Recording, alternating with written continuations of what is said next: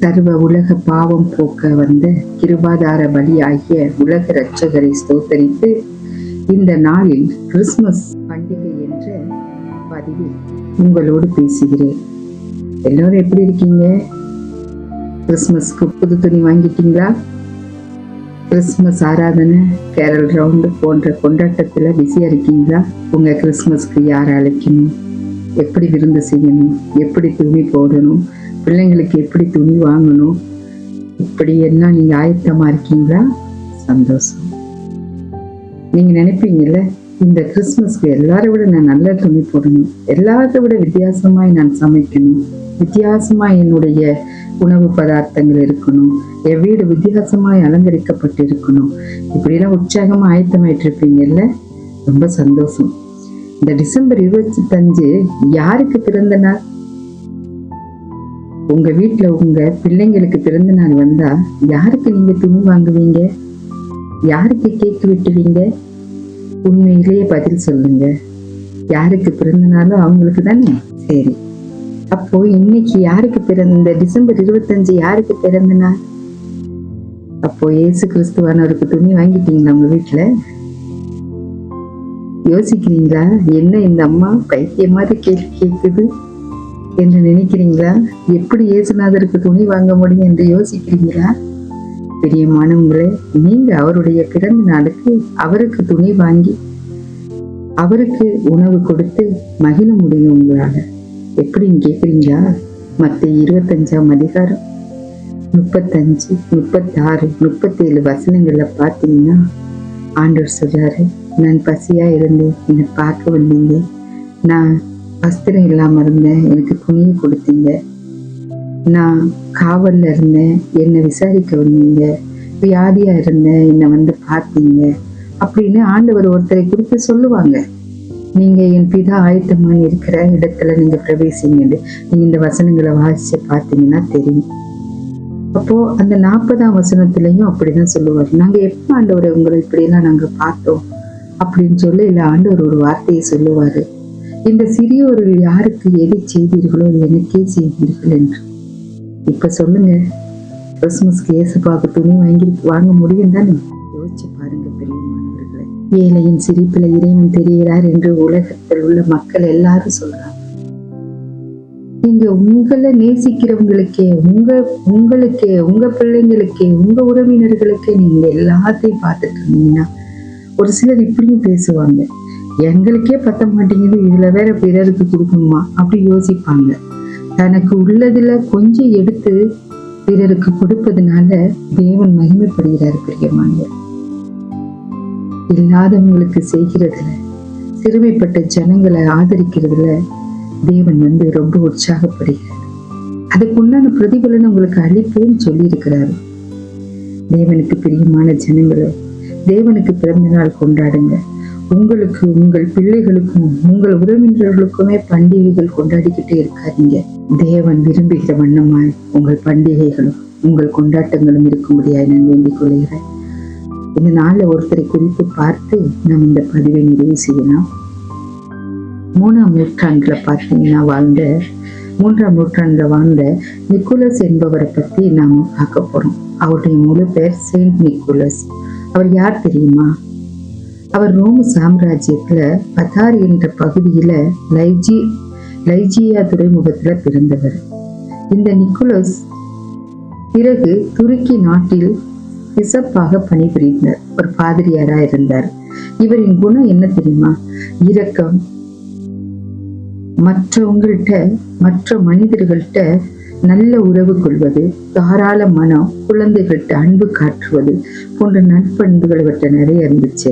அது மாத்திரமல்ல, பிற்படுத்தப்பட்ட மக்களுடைய மேம்பாட்டிற்காக, சமுதாயத்துல அவங்க உயர்ந்த நிலைக்கு அடைய வேண்டும் என்பதற்காக இவர் மிகவும் உழைத்தவராம். எப்படின்னு சொன்னா, அவருடைய கொள்கை எப்படின்னா, தான் செய்வதை தன்னுடைய இடது கை செய்வதை வலது கை அறியக்கூடாது என்கிற கொள்கை உள்ளவர்.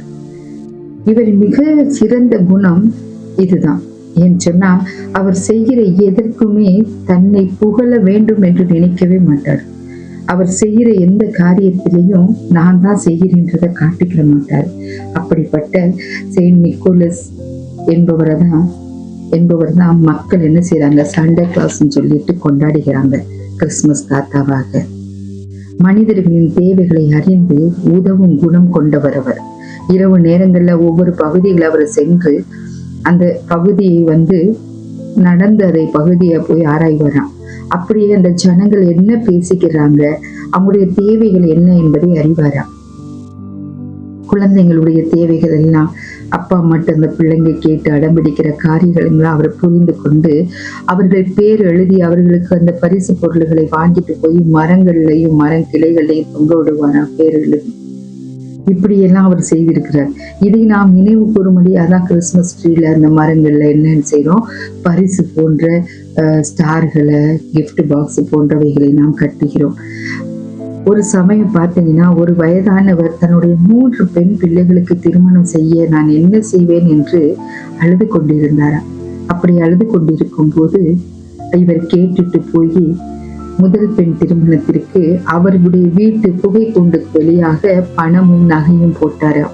தொப்பென்று விழுந்த உடனே ஓடி போய் பார்த்திருக்காங்க. பார்த்தா நகையும் பணமும் முதல் மகள் திருமணத்தை முடித்தாராம்.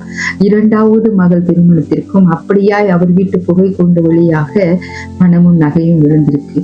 2ஆம் மகள் திருமணத்தை முடித்தாராம். 3ஆம் மகள் திருமணத்திற்கு ஒரு ஆயத்தமாய் கொண்டிருக்கும் போது அதே போல பார்த்தீங்கன்னு சொன்னா பணமும் நகையும் விழுந்திருக்கு. இவர் அந்த பணத்தையும் நகையும் பார்க்க ஓடாமல் இவர் யார் என்பதை அறிந்து கொள்ளுகிற ஆவலோடு ஓடி பார்த்தால் அவங்களுடைய ஃபாதரியார், அவர் நிக்கோலஸ் இருந்தாராம். நீங்க பாருங்க, அவர் செய்ததை யாரும் அறியக்கூடாதுன்ற எண்ணத்துல அவர் செய்த அந்த காரியம் நம்மளை வியப்பூட்டது. இந்த நாள்ல ஒரு சிறு துணி வாங்கி ஒரு பிள்ளைங்களுக்கு ஒரு சாப்பாடு போட்டா கூட போட்டோ எடுத்து தன்னுடைய ஸ்டேட்டஸ்ல தன்னுடைய வாட்ஸ்அப்ல வச்சு எல்லாருக்கும் பிரபலப்படுத்துறாங்க. ஆனா அவர் தன்னுடைய சொத்தெல்லாம் இந்த ஏழை எளிய மக்களுக்கு சிறப்புனாராம். அவரை தான் இன்னைக்கு நாம கிறிஸ்துமஸ் தாத்தாவா கொண்டாடுறோம். அநேக இடங்கள்ல கிறிஸ்துமஸ் தாத்தா வேடம் அணைந்து அவரை கூட்டிட்டு போய் ஆதாயமாக ஒரு வேடிக்கை பொருளாக நாம் என்ன செய்யறோம், காட்டிக்கிட்டு இருக்கிறோம். பிரியமானவர்களே, நம்முடைய தேவன், நம் தேவனுடைய பிள்ளைகள் எப்படி இருக்க வேண்டும் என்பதை சொல்லி கொடுத்திருக்கிறார். நம் தேவன் பசியுள்ளவர்களுக்கு தங்கள் உணவை பகிர்ந்து கொடுக்க வேண்டும் என்று சொல்லி கற்றுக் கொடுத்திருக்கிறார். பாருங்க, இப்படிப்பட்டவங்க நம்மள்ட்ட இல்லைன்னு யாரும் சொல்லாதீங்க. நம்மள சுத்தி அநேக பேர் இருக்கிறாங்க. அவருடைய கிறிஸ்துமஸ் தாத்தாவாய் மாறின அந்த நிக்கோலஸ் அவருடைய எண்ணங்களை பாருங்க. தனக்கென்று அவர் எதையுமே வைத்துக் கொள்ளாமல் ஜனங்களுக்கே கொடுத்து ஆதரித்து வந்தார். நாம இன்னைக்கு எப்படி இருக்கிறோம்? நமக்கு முன்பாக ஒரு தற்புகளை நாடாத வாழ்ந்து மறித்த ஒரு கிறிஸ்துமஸ் தாத்தாவை என்ன செய்யறோம், அடையாளப்படுத்துறோம். ஆனா அவரை வேடிக்கையாக அவரை நாம் சித்தரிக்கிறோம். ஆனால் அவருடைய குணங்களையும் அவருடைய பண்புகளையும் எடுத்து நம்ம ஒரு நாளும் செயல்பட்டதில்லை. பிரியமானவர்களே, யோசிங்க. இன்னைக்கு கிறிஸ்துமஸ் தாத்தா இல்லாத வீடே இல்லை, கிறிஸ்துமஸ் தாத்தா போகாத வீடே இல்லை விசுவாச வீட்டுகளுக்கு. ஆனா கிறிஸ்துமஸ் தாத்தா கொண்டு போன பரிசு பொருளோடு போறீங்களா? ஏழை எளிய ஜனங்களை தேடுறீங்களா? பிரியமானவர்களே, யோசிங்க. நம்முடைய கிறிஸ்துமஸ் எப்படியாக இருக்க வேண்டும்? நீங்க கொண்டாடுகிற எந்த கிறிஸ்துமஸ்ல தேவன் பிரியப்படுவார் என்று நினைக்கிறீங்க? உங்களுடைய சொந்தங்களோடும் உங்களுடைய எல்லாரோடையும் சேர்ந்து நீங்க கொண்டாடுகிற இந்த கிறிஸ்துமஸ் கொண்டாட்டத்துல தேவன் பிரியப்படுவார் என்று நினைக்கிறீர்களா? தேவன் எதிர்பார்க்கிற வண்ணமாய் கிறிஸ்துமஸ் கொண்டாடுங்க. தேவன் ஐஸ்வர்வானையும் பலவானையும் என்ன செய்யறாரா, தேடி போகலையா? சிறுமைப்பட்டவரையும் பசி உள்ளவரையும் தாழ்மை உள்ளவர்களையும் தான் தேவன் தேடி போனாரா? நம்முடைய குணம் எப்படியாய் மாற வேண்டும்? நமக்கு முன் உதாரணமாய் கிறிஸ்துமஸ் என்றாலே கிறிஸ்துமஸ் தாத்தா, கிறிஸ்துமஸ் ட்ரீயை நினைவு கூறுகிறோம். அந்த பண்புகள் நமக்கு இருக்கிறதா? யோசிங்க பிரியமானவர்களே. நம்முடைய வாழ்க்கை, நம்முடைய செயல்கள் தேவனை மகிமைப்படுத்தும் வண்ணமாய், தேவன் நம் பேர்ல பெருமைப்படும் வண்ணமாய் வாழ வேண்டும். இதுக்குதான் தேவன் நம்மை அழைத்திருக்கிறார். நாம எந்த நற்கிரியைகளை செய்தாலும் அதுல தேவன் என்ன செய்வாரா, நம்மள பெருமைப்படுவாரா, பிரியப்படுவாரா. அப்படிப்பட்ட வாழ்க்கைக்காக தான் நாம அழைக்கப்பட்டிருக்கிறோம். அவருக்கு பயந்து அவருடைய விருப்பத்தின்படி நடக்கும் போது அவர் நம்முடைய பிள்ளைகளுக்கும் நம்முடைய எல்லா சந்ததிகளுக்கும் இரக்கம் செய்கிறவராய் இருக்கிறார். அவருடைய காரியங்களை முழுவதையும் நீங்க கை கொள்ள முடியாவிட்டானா எளிமையான காரியங்களை எடுத்து உங்கள் கிறிஸ்துமஸ்களை ஏழு எளிய ஜனங்களோடு தேவனுக்கே செலவழித்து கொண்டாடுங்க. உங்க பலன் பரலோகத்துல மிகுதியா இருக்கும். கர்த்தர் உங்களை ஆசீர்வதிப்பாராக. ஆமென்.